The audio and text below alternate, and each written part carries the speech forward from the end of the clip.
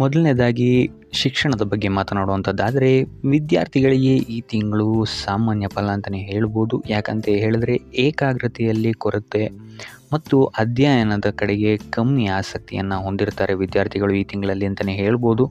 ಇದಲ್ಲದೆ ಮನರಂಜನೆಯಲ್ಲಿ ಅತಿ ಹೆಚ್ಚು ಸಮಯವನ್ನು ವ್ಯರ್ಥ ಮಾಡುವಂತಹ ಸಾಧ್ಯತೆಗಳು ಈ ತಿಂಗಳು ಹೆಚ್ಚಾಗಿದೆ ಅಂತಲೇ ಹೇಳ್ಬೋದು.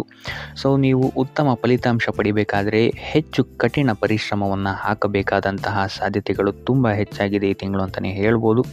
ಇದಲ್ಲದೆ ಉನ್ನತ ಶಿಕ್ಷಣದಲ್ಲಿರುವಂತಹ ವಿದ್ಯಾರ್ಥಿಗಳಿಗೆ ಈ ತಿಂಗಳು ಮಿಶ್ರ ಫಲ ಇರುತ್ತೆ ಅಂತಲೇ ಹೇಳ್ಬೋದು.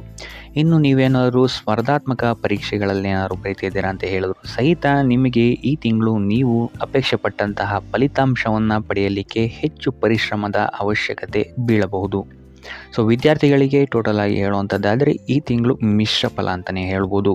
ಇನ್ನು ಕುಟುಂಬ ವಿಚಾರಕ್ಕೆ ಬರುವಂಥದ್ದಾದರೆ ಕುಟುಂಬ ವಿಚಾರದಲ್ಲಿ ಉತ್ತಮವಾದಂತಹ ಫಲವನ್ನು ನೀವು ಈ ತಿಂಗಳು ನೋಡ್ತೀರಾ ಅಂತಲೇ ಹೇಳ್ಬೋದು. ಸೊ ನಿಮ್ಮ ಕುಟುಂಬದವರಿಂದ ಉತ್ತಮವಾದಂತಹ ಬೆಂಬಲ ನಿಮ್ಮ ಪ್ರತಿಯೊಂದು ಕಾರ್ಯದಲ್ಲೂ ಸಿಗತ್ತೆ ಅಂತಲೇ ಹೇಳ್ಬೋದು.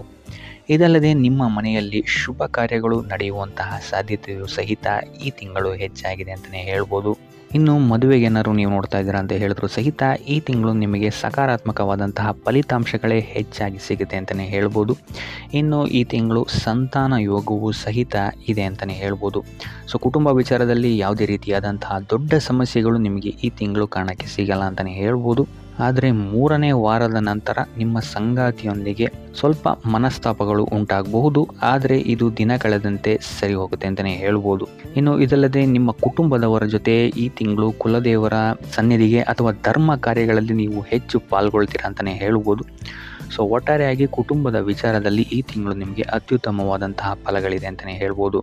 ಇನ್ನು ಆರೋಗ್ಯದ ವಿಚಾರವನ್ನು ನೋಡುವಂಥದ್ದಾದರೆ ಈ ತಿಂಗಳು ನೀವು ನಿಮ್ಮ ಸಂತಾನದ ಆರೋಗ್ಯದ ಬಗ್ಗೆ ಹೆಚ್ಚು ಗಮನವನ್ನು ಹರಿಸಬೇಕಾಗತ್ತೆ.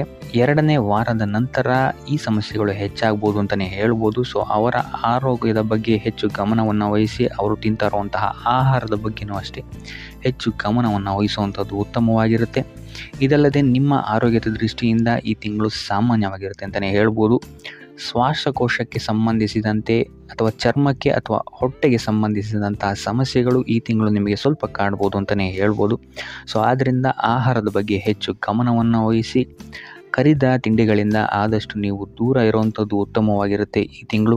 ಇನ್ನು ವಯೋವೃದ್ಧರಿಗೆ ಮಧುಮೇಹ ರೋಗಗಳು ಬಾಧಿಸಬಹುದು. ಸೊ ಆದಷ್ಟು ಇದರಿಂದಾಗಿ ಹೆಚ್ಚು ಹಣವು ಸಹಿತ ನಿಮಗಿಲ್ಲಿ ನಿಮ್ಮ ಆರೋಗ್ಯದ ವಿಚಾರದಿಂದ ಖರ್ಚಾಗ್ಬೋದು ಅಂತಲೇ ಹೇಳ್ಬೋದು. ಸೊ ಆದ್ದರಿಂದ ಆದಷ್ಟು ಯೋಗ ಧ್ಯಾನವನ್ನು ಮಾಡುವಂಥದ್ದು ನಿಮಗಿಲ್ಲಿ ಉಪಾಯಕಾರಿಯಾಗಿರುತ್ತೆ ಅಂತಲೇ ಹೇಳ್ಬೋದು. ಸೊ ಆರೋಗ್ಯದ ದೃಷ್ಟಿಕೋನದಿಂದ ಈ ತಿಂಗಳು ಸ್ವಲ್ಪ ಗಮನವನ್ನು ವಹಿಸುವಂಥದ್ದು ಉತ್ತಮವಾಗಿರುತ್ತೆ ಅಂತಲೇ ಹೇಳ್ಬೋದು. ಇನ್ನು ವೃತ್ತಿ ಜೀವನಕ್ಕೆ ಬರುವಂಥದ್ದಾದರೆ ವೃತ್ತಿ ಜೀವನದಲ್ಲಿ ಈ ತಿಂಗಳು ನಿಮಗೆ ಸಾಮಾನ್ಯ ಫಲ ಅಂತ ಹೇಳ್ಬೋದು. ಈ ತಿಂಗಳು ನಿಮ್ಮ ಕಾರ್ಯಕ್ಷೇತ್ರದಲ್ಲಿ ನಿಮಗೆ ಹೆಚ್ಚಿನ ವೆಚ್ಚವಾಗ್ಬೋದು. ಇದಲ್ಲದೆ ನಿಮ್ಮ ಕಾರ್ಯದ ಹೊರೆಯೂ ಸಹಿತ ನಿಮಗಿಲ್ಲಿ ಹೆಚ್ಚಾಗುತ್ತೆ ಅಂತಲೇ ಹೇಳ್ಬೋದು. ಇನ್ನು ನೀವೇನಾದರೂ ಹೊಸದಾಗಿ ಏನಾದರೂ ಕೆಲಸಕ್ಕೆ ಸೇರಿದ್ದೀರಾ ಅಂತ ಹೇಳಿದರೆ ಹೊಸದಾದ ಕೆಲಸದಲ್ಲಿ ನಿಮಗಿಲ್ಲಿ ಅಲೆದಾಟಗಳು ಹೆಚ್ಚಾಗ್ಬೋದು ಅಂತಲೇ ಹೇಳ್ಬೋದು. ಸೊ ಆದ್ದರಿಂದ ಇಲ್ಲಿ ನೀವು ನಿಮ್ಮ ಕೋಪದ ಮೇಲೆ ಸ್ವಲ್ಪ ಹಿಡಿತವನ್ನು ಇಟ್ಕೊಬೇಕಾಗುತ್ತೆ. ಇಲ್ಲ ಅಂತ ಹೇಳಿದರೆ ನಿಮ್ಮ ಮಾತು ಇಲ್ಲಿ ನಿಮಗೆ ಹೆಚ್ಚು ತೊಂದರೆಯನ್ನು ಕೊಡಬಹುದು ನಿಮ್ಮ ಕಾರ್ಯಕ್ಷೇತ್ರದಲ್ಲಿ. 2ನೇ ವಾರದ ನಂತರ ಅತಿ ಹೆಚ್ಚು ಗಮನವನ್ನು ನೀವು ನೀಡಬೇಕಾಗುತ್ತೆ ನಿಮ್ಮ ಮಾತಿನ ಮೇಲೆ. ಇದಲ್ಲದೆ ನಿಮ್ಮ ಮೇಲಾಧಿಕಾರಿಗಳ ಜೊತೆನೂ ಸಹಿತ ನಿಮಗಿಲ್ಲಿ ಸ್ವಲ್ಪ ಸಮಸ್ಯೆಗಳು ಎದುರಾಗಬಹುದು. ಆದರೆ 3ನೇ ವಾರದ ನಂತರ ನಿಮಗಿಲ್ಲಿ ಸ್ಥಿತಿಗತಿಗಳು ಸುಧಾರಣೆ ಆಗುತ್ತೆ ಅಂತಲೇ ಹೇಳ್ಬೋದು. ಸೊ ಆದ್ದರಿಂದ ಕಾರ್ಯಕ್ಷೇತ್ರದಲ್ಲಿ ಹೆಚ್ಚು ಗಮನವನ್ನು ವಹಿಸಿ ನಿಮ್ಮ ಸಹವರ್ತಿಗಳೊಂದಿಗೂ ಅಷ್ಟೇ ಎಷ್ಟು ಬೇಕೋ ಅಷ್ಟೇ ಮಾತಾಡಿ ಸೈಲೆಂಟ್ ಆಗಿರುವಂಥದ್ದು ಉತ್ತಮವಾಗಿರುತ್ತೆ. ನೀವಾಯಿತು ನಿಮ್ಮ ಕೆಲಸ ಆಯಿತು ಅಂತ ಇರುವಂಥದ್ದು ಉತ್ತಮವಾಗಿರುತ್ತೆ ಅಂತಲೇ ಹೇಳ್ಬೋದು. ಇನ್ನು ವಾಹನ ಚಲಾಯಿಸಬೇಕಾದ್ರೂ ಅಷ್ಟೇ ನೀವು ಹೆಚ್ಚು ಗಮನವನ್ನು ವಹಿಸುವಂಥದ್ದು ಉತ್ತಮವಾಗಿರುತ್ತೆ.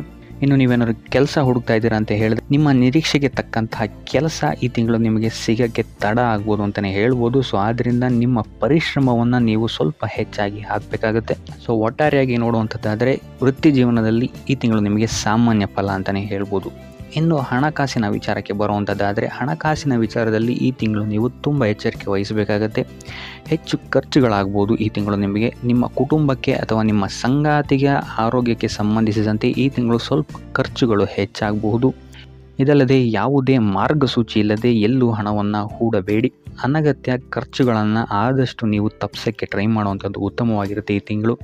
ಇನ್ನು ಇದಲ್ಲದೆ ವ್ಯಾಪಾರಿಗಳಿಗೆ ಈ ತಿಂಗಳು ಸಾಮಾನ್ಯ ಫಲ ಅಂತಲೇ ಹೇಳ್ಬೋದು. ಇನ್ನು ನೀವೇನಾದರೂ ಪಾಲುದಾರಿಕೆಯ ವ್ಯವಹಾರಗಳಲ್ಲಿದ್ದೀರಾ ಅಂತ ಹೇಳಿದರೂ ಸಹಿತ ಆದಷ್ಟು ಎಚ್ಚರಿಕೆಯನ್ನು ವಹಿಸುವಂಥದ್ದು ಉತ್ತಮವಾಗಿರುತ್ತೆ. ಆದರೆ 3ನೇ ವಾರದ ನಂತರ ನಿಮ್ಮ ವ್ಯಾಪಾರದ ದೃಷ್ಟಿಕೋನದಿಂದ ಇಲ್ಲಿ ಸ್ಥಿತಿಗತಿಗಳು ಸುಧಾರಣೆಯಾಗುತ್ತೆ ಅಂತಲೇ ಹೇಳ್ಬೋದು. ಇನ್ನು ನೀವು ಯಾರಿಗಾರು ಸಾಲ ನೀಡಬೇಕು ಅಂತ ಇದ್ದರೆ ಆದಷ್ಟು ಎಚ್ಚರಿಕೆಯಿಂದ ಇರುವಂಥದ್ದು ಉತ್ತಮವಾಗಿರುತ್ತೆ. ಯಾಕಂತಹ ಕೊಟ್ಟಂತಹ ಸಾಲ ಮತ್ತೆ ಹಿಂತಿರುಗಿ ಬರುವಂಥದ್ದು ಕಷ್ಟ ಆಗಬಹುದು. ಸೊ ಆದ್ದರಿಂದ ಪ್ರತಿಯೊಂದನ್ನು ವಿಚಾರಿಸಿ ನೀವು ಸಾಲ ಕೊಡುವಂಥದ್ದು ಉತ್ತಮವಾಗಿರುತ್ತೆ. ಆದರೆ ಈ ಹಿಂದೆ ನೀವು ನೀಡಿರುವಂತಹ ಸಾಲಗಳು ನಿಮಗೆ ಈ ತಿಂಗಳು ಹಿಂತಿರುಗಿ ಬರಬಹುದು. ಇದೊಂದು ವಿಚಾರದಲ್ಲಿ ಇಲ್ಲಿ ನಿಮಗೆ ಉತ್ತಮವಾಗಿದೆ ಅಂತ ಹೇಳ್ಬೋದು. ಸೊ ಒಟ್ಟಾರೆಯಾಗಿ ನಿಮ್ಮ ಆರ್ಥಿಕ ಪರಿಸ್ಥಿತಿಯ ದೃಷ್ಟಿಕೋನದಿಂದ ಈ ತಿಂಗಳು ನಿಮಗೆ ಸಾಮಾನ್ಯ ಫಲ ಅಂತಲೇ ಹೇಳ್ಬೋದು. ಇನ್ನು ಉಪಾಯ ವಿಚಾರಕ್ಕೆ ಬರುವಂಥದ್ದಾದರೆ ಶಿವನ ಆರಾಧನೆಯನ್ನು ಮಾಡುವಂಥದ್ದು ಅಥವಾ ಶನಿವಾರದಂದು ಶನೀಶ್ವರನ ದೇವಾಲಯಕ್ಕೆ ಹೋಗಿ ಎಳ್ಳು ಬತ್ತಿಯನ್ನು ಹಚ್ಚುವಂಥದ್ದು ನಿಮಗಿಲ್ಲಿ ನಿಮ್ಮ ವೃತ್ತಿ ಕ್ಷೇತ್ರದಲ್ಲಿ ಮತ್ತು ವ್ಯಾಪಾರ ಕ್ಷೇತ್ರದಲ್ಲಿ ಅಥವಾ ಹಣಕಾಸಿನ ವಿಚಾರದಲ್ಲಿ ಆಗ್ತಾ ಇರುವಂತಹ ತೊಂದರೆಗಳಿಂದ ನೀವಿಲ್ಲಿ ಆಚೆ ಬರೋಕ್ಕೆ ಸಹಾಯ ಆಗುತ್ತೆ ಅಂತ ಹೇಳ್ಬೋದು. ಸೊ ಇದಾಗಿತ್ತು ಈ ತಿಂಗಳ ನಿಮ್ಮ ರಾಶಿ ಭವಿಷ್ಯ.